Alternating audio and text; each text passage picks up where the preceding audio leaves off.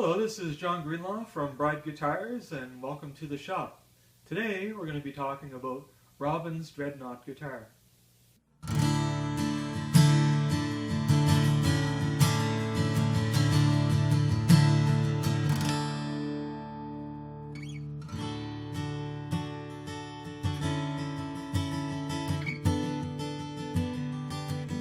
Now this guitar has got to be one of my favorites. When we first talked about making this guitar, Robin really wanted it to be a simple, classic-looking guitar, and I want my guitars to be as unique as possible. So I love doing all the inlay work, and all that kind of stuff. But you know what? I really love the simplicity of this guitar, with the herringbone purfling and one piece, or not one piece, but rosewood back without a center strip, or it's very classic. The sound of this guitar is amazing. This guitar has a lot of aged wood in it.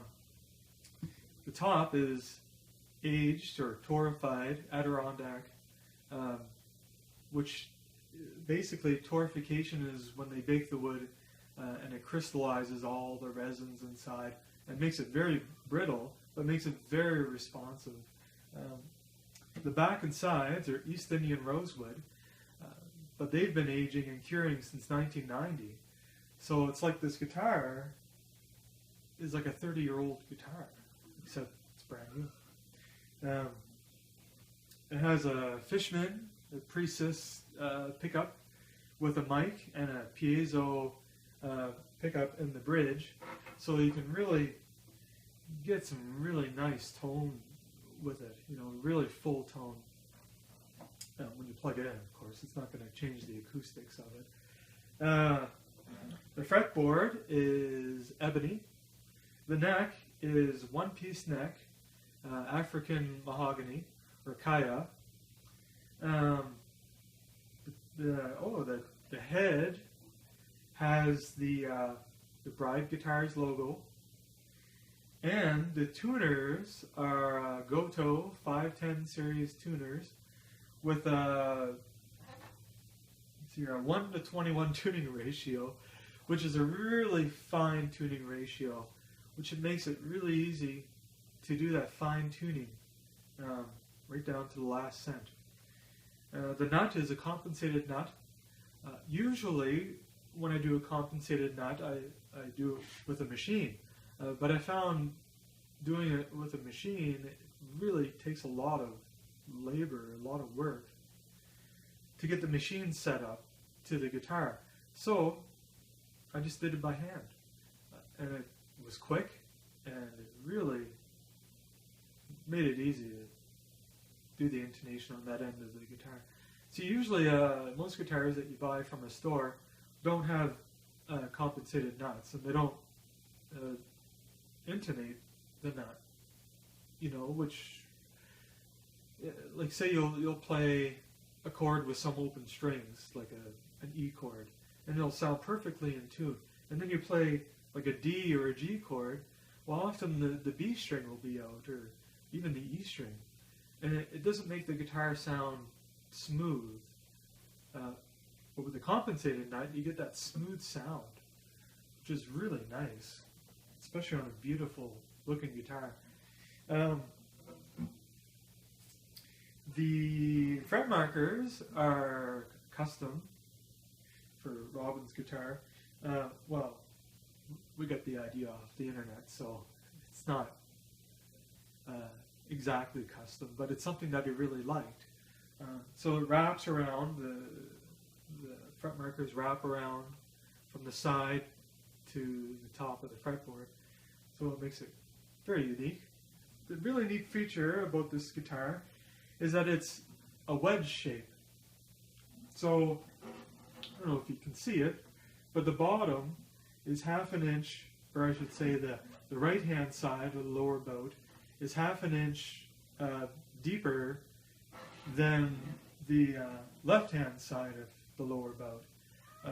And what that does is when Robin's playing his guitar, it just makes it really comfortable because it's angled back and it's thinner on the top.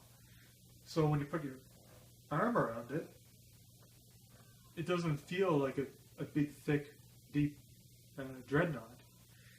But you still get a lot of the air resonance inside.